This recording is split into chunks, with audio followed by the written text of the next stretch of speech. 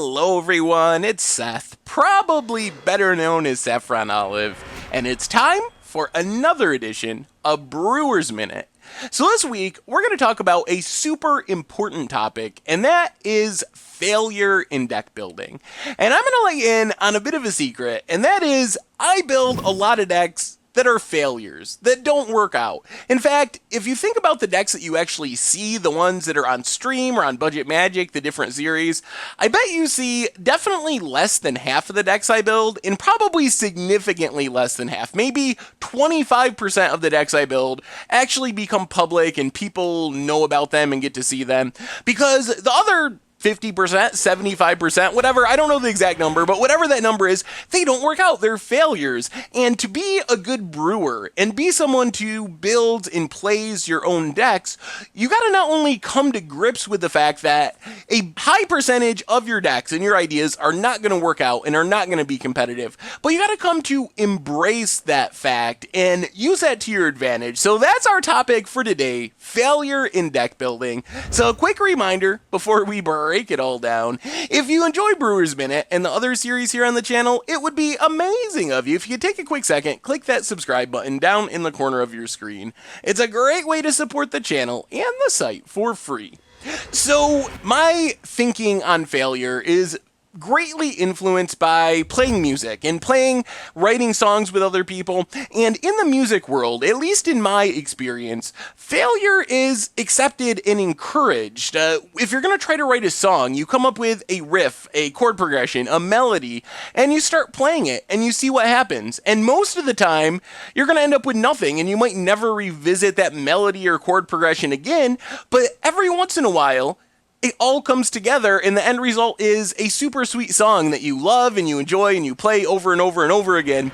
And that's kind of the process of being a musician and writing songs. It is a process of failure, and building decks is the exact same way. You come up with an idea, a synergy, a tribe, whatever it is, and you put it together and you start playing games with it, knowing full well most of the time it's not going to work out. If you want a deck that's going to work out, you grab the deck that's at the top of the metagame, that's been tested for thousands of games by thousands of people, because you know that deck is already at a certain place and a certain level of functionality.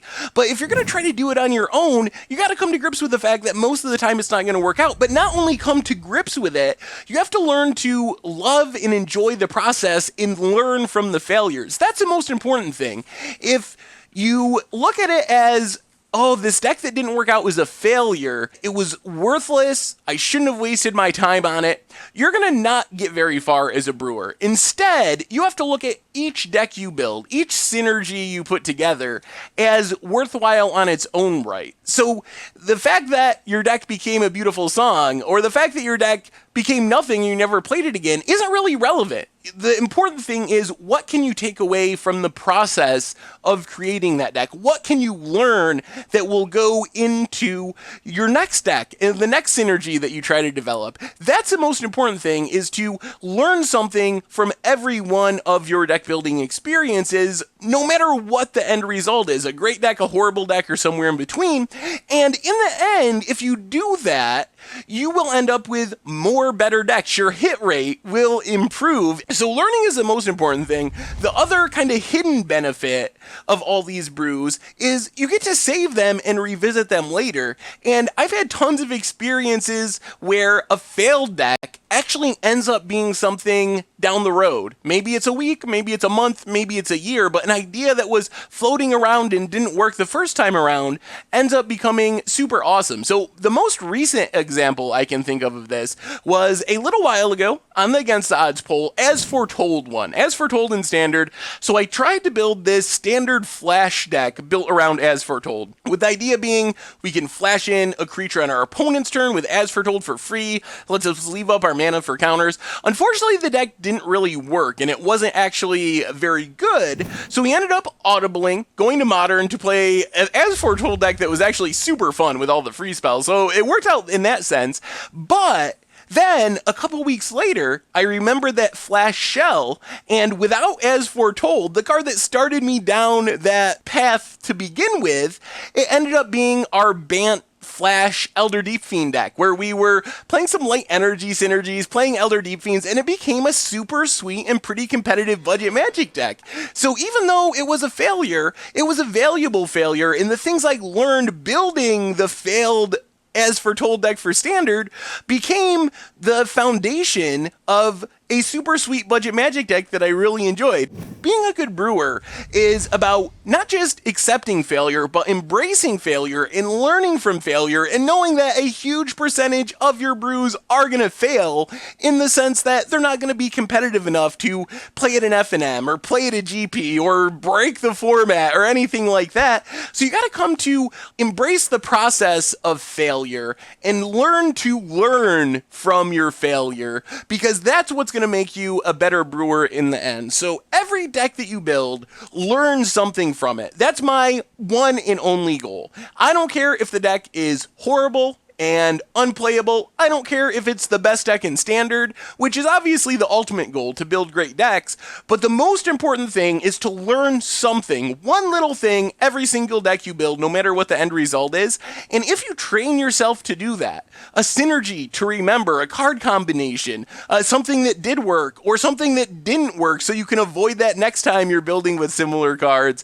learn that one thing, remember that one thing, and save all your old decks. It doesn't cost you anything to have a file sitting somewhere with all your old ideas or to leave them in your Magic Online account so you can go back on them later. So learn to think of your failures as learning experiences, as extremely valuable learning experiences, and every single deck that you build, whether it works out and becomes sweet, whether it's a complete failure and you go 0-7, take one thing away from it. Write it down. Make a notebook. I built this deck. Here's the deck. Here's the one thing I learned from this deck.